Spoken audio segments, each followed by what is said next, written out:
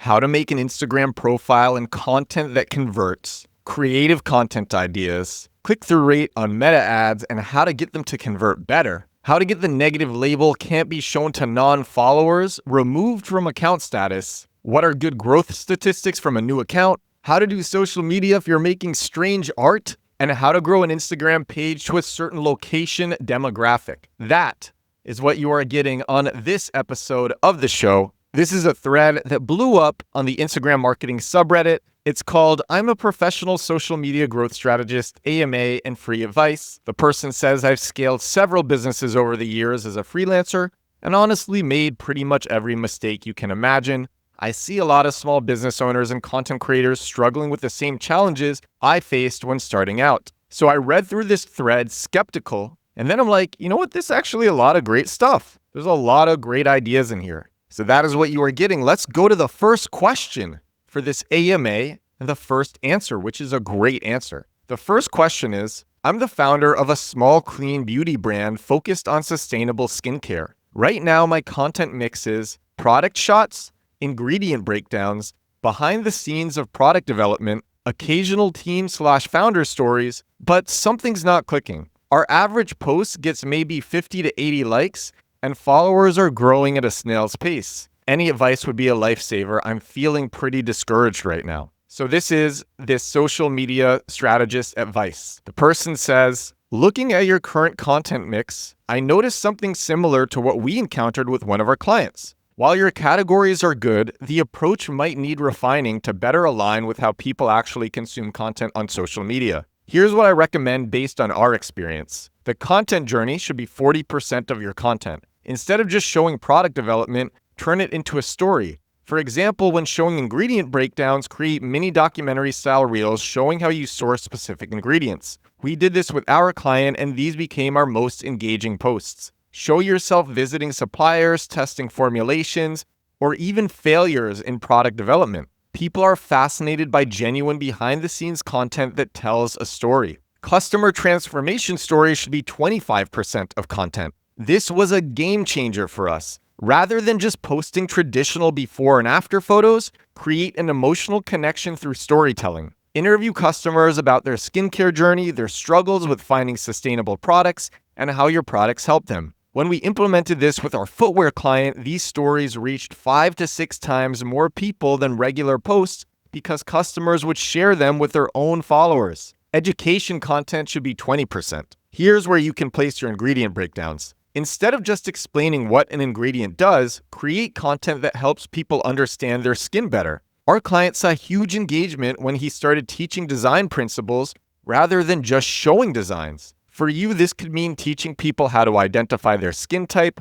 understanding ingredient labels, or spot greenwashing in beauty products. Finally, product showcases should be 15%. Keep this as your smallest category. We found that once you build trust through the other 3 categories, these promotional posts actually perform better because your audience is already invested in your brand story. Recap of this answer, the content creation journey is 40% of the content. Customer transformation stories are 25%, educational content is 20%, and product showcases are 15%. Let's move on to the next question. Here it is. I do sports photography. I post peak action best of the best images from my games that I cover. I get compliments on my work and get some paid business, but not as much as I would hope. I am a team photographer, but I want to grow my freelance work. I post my photos as reels. They're usually not more than 30 seconds. I use music, and I'm not seeing real traction on them. I'm not getting many views or likes.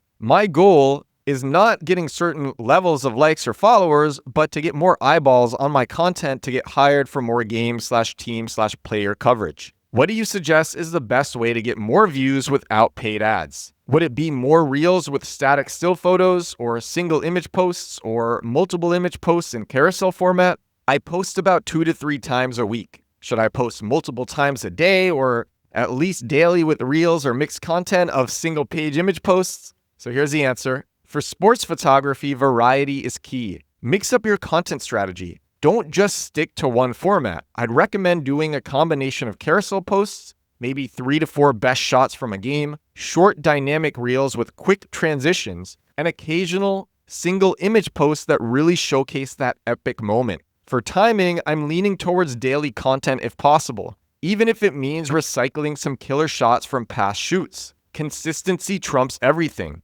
Maybe create theme days, Monday highlights, action shot Wednesday to keep it structured. Collaborate with more local teams, athletes, and sports pages. Tag them everywhere. Their reshare can be massive exposure. The goal is getting seen by potential clients, so make each post tell a story. Don't just show the shot, explain the moment, the technique, the emotion. That personal touch can set you apart from just another sports photographer. Keep grinding, adjust your strategy, and the paid gigs will follow. That's really great advice. And I've talked about this before. Posting often is so great for views and growth. It's called high frequency posting 4 to 6 to 8 times a day. I talked about a story, I think it was like a month ago, and a guy grew from 0 to 1 million followers in 2 months, and he was doing 12 posts a day. But he got to 0 to 1 million followers in 2 months. 12 posts a day, combination of reels and image posts and carousels. The more posts are generally the better,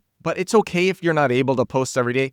I personally give the advice, post every day. It doesn't really take a lot of time. But if you're intimidated by it, the author of this Reddit thread gives other strategies for posting frequency, which I'll talk about in a moment. The next question is about that can't be shown to non-followers label. Person says, any idea how to get can't be shown to non-followers removed from account status? It doesn't even tell me which content caused the restriction. Oddly enough, I'm still reaching mostly non-followers, just less shares now. And so this person says the fact that you're still reaching mostly non-followers suggests it might be a temporary algorithmic flag rather than a complete account restriction. Try this. Log out and log back into your account, update the Instagram app to the latest version, clear the app's cache, and then appeal the restriction through Instagram's help center. Really short advice there, but lots of people don't think to do that if they're having problems. I personally have had to do that before and it works. So I haven't had this specific problem about not reaching non-followers, but if I'm having an error with the app, I've done that many times, or with posting, I've done that so many times. In fact, a year ago, this was 1 year ago, Instagram removed this feature that was extremely beneficial for me and my friends. And it was a feature where you could post your reels and they would only be seen by non-followers. And then it was removed entirely, I think, in February, but there was a transition period where for 2 months, the feature still existed, but the only way to get it was to delete the Instagram app and then reinstall it. And then you would have it for that first post. And so every day that I posted, I would delete the app and then reinstall it just so I could have this feature. And this feature made my posts do a lot better. And then they removed it entirely. And a year later, they put in trials, which is this new feature on Instagram, but it doesn't do the same thing that this previous feature did, because the previous feature, the algorithm was weighted improperly to really favor reels that were using this feature. And I talked about it nonstop on the podcast a year ago because it was so good. But I've had to do things just like what the author of this Reddit thread suggests. So this next question is about what to expect with a new account. What is good? And what should you do if you're getting results like this? So the person says, I have 36 followers and 24 posts. I started a new account 2 months back in male fashion. 2 days back, I had my first viral reel with 51,000 views and 1,000 likes. On older posts, I have 1,000 to 3,000 views. How do I maintain getting 10,000 plus views now? What do I do next? And the Instagram strategist says, it is really good that your account is actually picking up. Even 1,000 to 3,000 consistent views are good enough for the number of posts that you have. This person only has 24 posts. Since you were maintaining a consistent reach previously, and also you had a viral reel this early, 2 months in, I suggest you study the analytics and look out for what's working for you in the long term, but don't be too obsessed with the sort of content that worked. It is important to have your content planned according to different content pillars.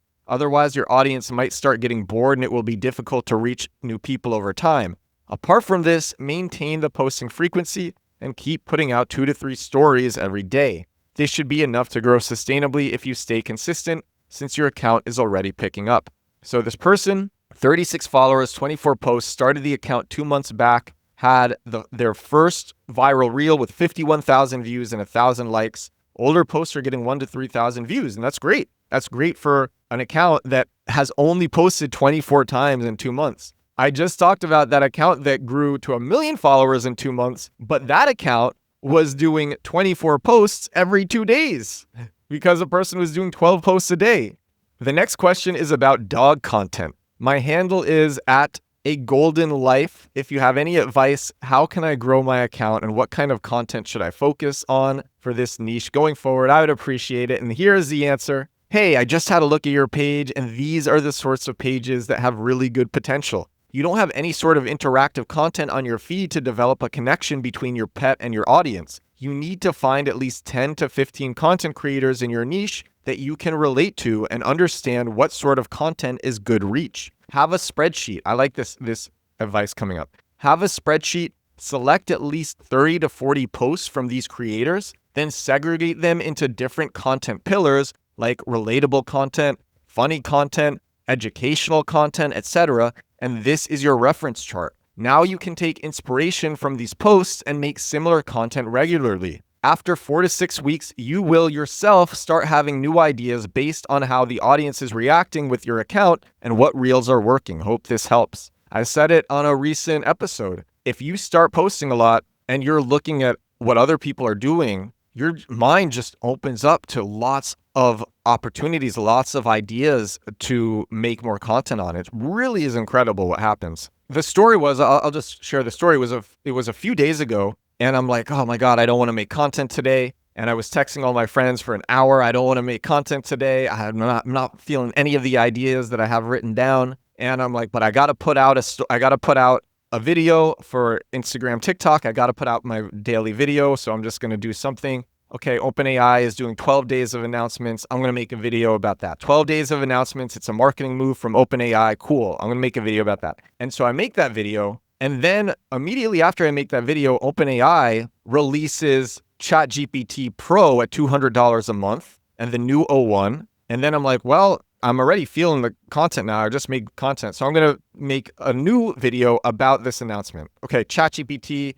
just released the new O1 and ChatGPT Pro at $200 a month. And I put out that video. And then I realize that the real announcement is that ChatGPT has a tier that's going to cost $200 a month. And so then I make a video, and the hook for that video is ChatGPT is now going to cost $200 a month. And that video, which was my third video of the day, I don't know, it's up to like 5-6 million views or something. And then I made another video on how to do SEO for Shopify. And I just really got into it, but I didn't want to do it originally. I just wasn't feeling anything. And I made myself do it. My mind opened to all these ideas. And then I made a really viral video. So I really like what this person says, which is when you post more, you yourself will start having new ideas. So next question. Just starting my content creation journey, I've transitioned my personal page into a fitness page and have made 25 reels in the last 2 months since starting.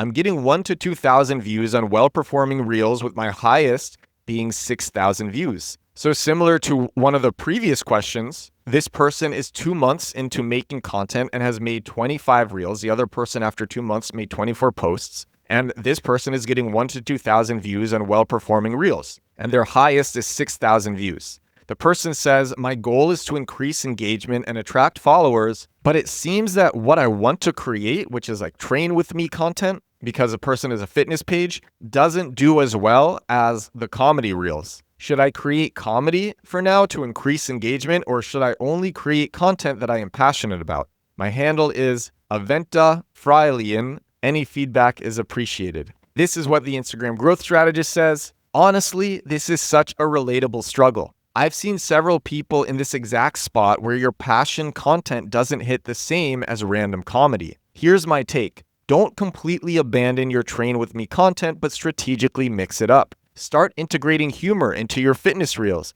Maybe add funny voiceovers, create relatable gym struggle moments, or do comedic transitions between exercises. This way, you're not selling out on your fitness passion, but making it more digestible and shareable. The algorithm loves when you can make educational/motivational content entertaining. Experiment with different styles, track what works, and gradually build your fitness comedy brand. This will give you sustainable growth with enough room for experimentation. Hope this helps. I said this on yesterday's podcast about Ryan Reynolds. Ryan Reynolds knows that advertisements that are funny are always accepted. So I like what this growth strategist says. Make the educational, motivational content entertaining. Everyone likes this entertaining stuff. Even if you're promoting your own brand and it's entertaining, people take that. I think people forget that too, because so many people online complain about, I hate advertisements. No, you don't hate advertisements. You just hate bad advertisements. People like good advertisements. That's why the advertisements during the Super Bowl are an event, because huge budgets go into them and a lot of them are good. People don't like bad advertisements, but they like good advertisements. So don't be afraid to experiment. This is a question about CTR for meta ads. So the person asking the question says, me and my dad have very recently started an art business. We are Sudi P Ta Studio on Instagram. We are trying to sell original art that my dad makes as prints and also the originals themselves. The content we make mostly focuses on the final prices and sometimes behind the scene pics. Through meta ads, we are getting 5 to 6% click-through rate, but no conversion. Maybe the focus should be getting an engaged following on Instagram given the niche, but I don't know what to prioritize. I hear so many different pieces of advice, and I'm not sure what is right or wrong. I hear follow/unfollow is bad. I've also heard timing is everything. Do you have any tips on what the main focus should be for growing an engaged following? Here is what the Instagram growth strategist says. The conversion challenge you're facing is super common, especially in the art world. A 5 to 6% click-through rate is actually pretty solid, so you're definitely doing something right with your ads. But Instagram for art is all about storytelling and connection. People don't just buy art. They buy into the artist's world, their process, their inspiration. Instead of just focusing on final pieces and prices, dive deep into the narrative. Share more about your dad's creative process. Those behind-the-scenes moments are gold. How does he choose his subjects? What inspires a particular piece? What's the story behind each artwork? Those personal touches transform your Instagram from a sales platform to a genuine artistic journey that people want to be part of. Focus on genuine engagement. Comment meaningfully on art pages in your niche.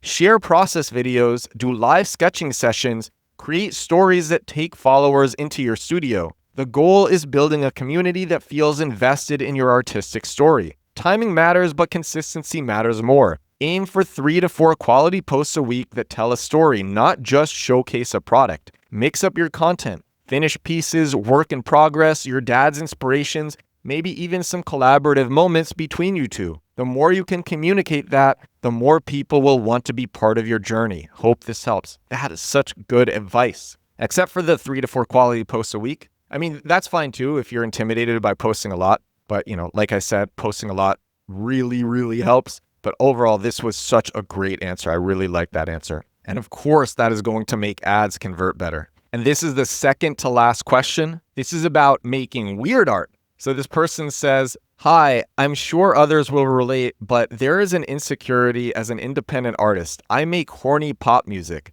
That blasting content will actually deter people from my page and cause me to lose followers. I had this insecurity a year ago, and it was less than a year ago. I think it was maybe March or maybe February or maybe April. I don't remember. It might have been February. And I made an episode of this podcast and I said, I'm going to burn the boats with my New York City social circle, which is a lot of the people who are following me. And I'm going to just make my daily posts seen by everybody because the option to post to only non-followers was removed. So the only strategy for me was to put up all of my posts on Instagram and have them be seen by everybody, even the ones that didn't perform as well. And so I said to myself, I'm probably going to lose a bunch of followers from this, but I'm going to do it anyway. And I grew way faster than I could have anticipated. And actually, I'm going to share one of the messages that I got from a friend just last night. And this friend is a DJ in Berlin. He's a top DJ in Berlin who plays at some of the top clubs. I met him through Soho House. He's one of these elite people who I'm like, oh man, he's going to see all of these cringe posts of mine and he's going to stop following me. And he said to me, because he wanted to hang out on New Year's. And I said, I'm in total grind mode and I'm not sure that I'll really be able to hang out for the couple of days if you came to visit. And he wanted to come visit because he sees me post all the time. And the reason that he wanted to come visit from seeing me post. This is what he said. He said, I think you're a great inspiration. And it's teaching me not to feel fear for what I post and for me to post more. And I'm like, oh my gosh. And I've heard this from several other people that just my social circle, who I thought I was going to piss off with me posting so much, it turned out that me posting so much inspired them to post more themselves because they're like, oh my God, Edward doesn't care and it doesn't hurt him at all. And actually, it's only making him grow. Okay, I can do this now. And that's what has happened. So that's my answer to this question, but I'm going to finish the question and give the growth strategist answer. So back to the question, part of this insecurity that I have about posting is wanting to find a way to stay mysterious and alluring while also making enough content to grow. How many times a week should I be posting reels? Should I switch up the type of content? I want to be on the right side of cringe, entertaining and funny, and not just harassing people to listen to my music. So the growth strategist says, the independent artist struggle is real, especially when you're creating something as bold as horny pop music. The content balance you're describing is like walking a tightrope between being intriguing and actually reaching people. From what I've seen working with indie artists, you want to create this magnetic persona that keeps people curious. For reels, I'd say 3 to 4 times a week is a sweet spot.